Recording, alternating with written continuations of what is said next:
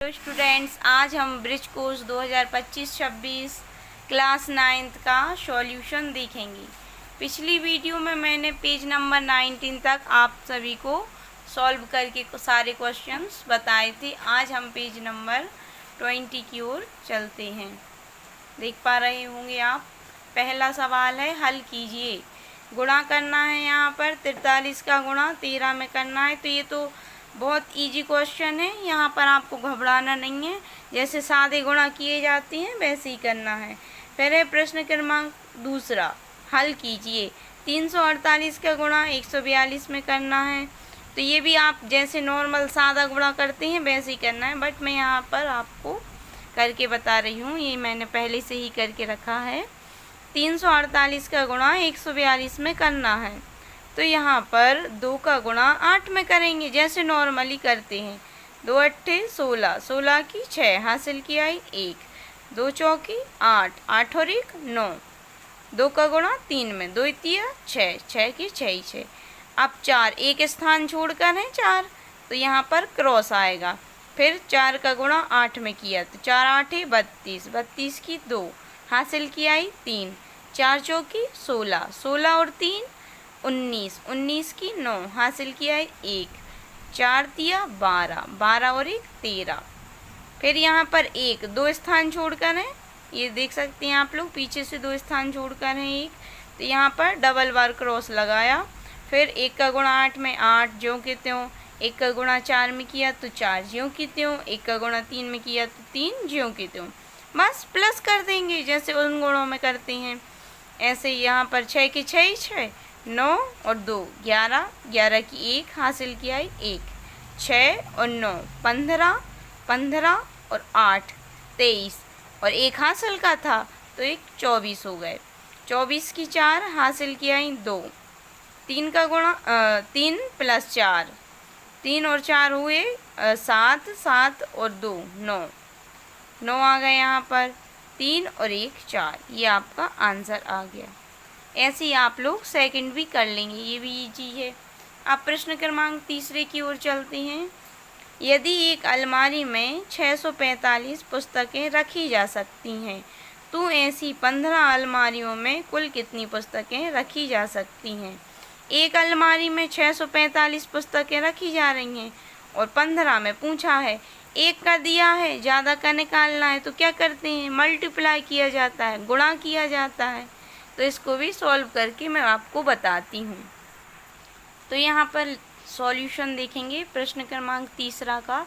एक अलमारी में 645 पुस्तकें रखी जा सकती हैं, तो ऐसी 15 अलमारियों में कितनी पुस्तकें रखी जा सकती हैं? इसके लिए मैंने यहाँ पर सॉल्यूशन लिखा है कि दिया गया है एक अलमारी में पुस्तकें रखी जा सकती हैं। कितनी रखी जा सकती हैं? 645 पुस्तकें। तो 15 अलमारी में रखी जा सकने वाली पुस्तकें कैसे हों, इनको कैसे प्राप्त करेंगे कि 645 एक का दिया है, अनेक का निकालना है, ज़्यादा का निकालना है तो गुणा होगा। 645 का गुणा यहाँ पर 15 में कर देंगे। 5 का गुणा किया 5 में 5 25, 25 की 5 हासिल किया 2, 5 चौके 20, 20 और 2 22, 22 की 2 हासिल किया 2, 5 छिक्का 30, 30 और 2 32। यहाँ पर फिर 1 का गुणा करेंगे, यहाँ नीचे क्रॉस लगा लिया। 5 एकम 5, 4 एकम 4, 6 एकम 6। बस प्लस कर देंगे जैसे गुणा किया जाता है। 5 का 5 ही, 2 और 5 7, 2 और 4 6, 3 और 6 9। अतः लिखेंगे, अतः 15 अलमारियों में 9675 पुस्तकें रखी जा सकती हैं। ये हो गया प्रश्न क्रमांक तीसरे का आंसर। आई होप आपको ये समझ में आ गया हो। अगर समझ में आया है तो चैनल को सब्सक्राइब जरूर करें, लाइक ज़रूर करें।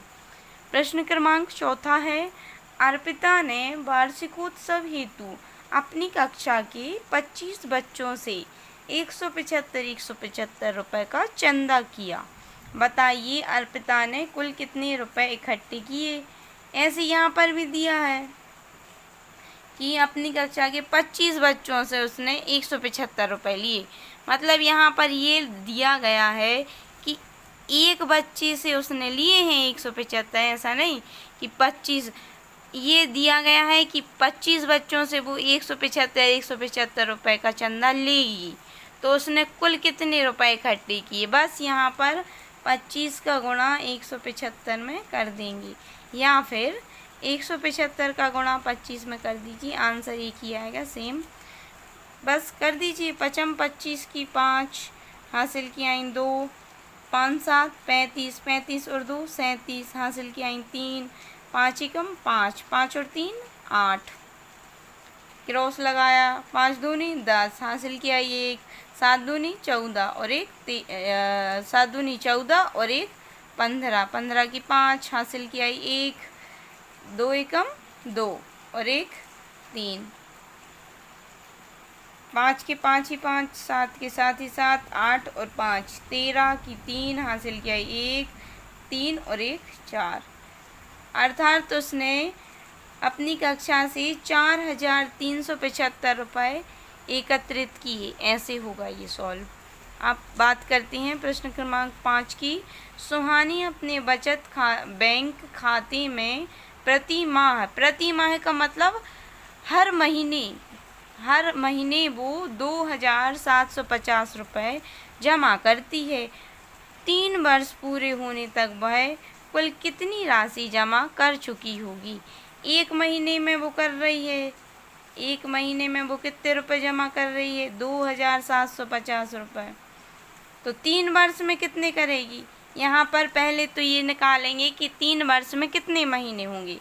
अब 1 वर्ष में महीने कितने होते हैं, 12 माह होते हैं। तो 3 वर्ष में कितने महीने होंगे, 3 वर्ष में कितने महीने होंगे, 3 वर्ष में 12 का गुणा 3 में कर दिया, मतलब 36 माह हुए।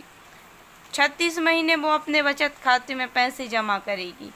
तो 36 का गुणा आप 2,750 में कर देंगे। 2,750 में 36 का गुणा कर देंगे, आंसर आ जाएगा। 6 का गुणा 0 में किया तो 0, 5 6 30, 30 का 0 हासिल किया 3, 6 7 42, 42 और 3 45, 45 की 5 हासिल किया 4, 6 दूनी 12, 12 और 4 16। यहाँ पर फिर क्रॉस लगाएंगे, 3 का 0 में गुणा हुआ तो 0, 3 5 15, 15 की 5 हासिल किया 1, 3 7 21 और 1 22 की 2 हासिल किया 2, 3 दूनी 6, 6 और 2 8। बस प्लस कर लेंगे, 0 का 0, 0 का 0, 5 और 5 10 हासिल किया 1, 6 और 2 8 और 1 9, 8 और 1 9। मतलब उसने 3 वर्ष में कितने रुपए, उसने 3 वर्ष में 3 वर्ष पूरे होने तक वह कुल कितनी राशि जमा कर चुकी होगी। 3 वर्ष पूरे होने तक वह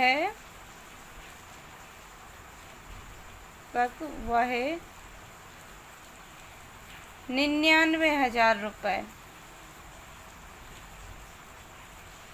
जमा कर चुकी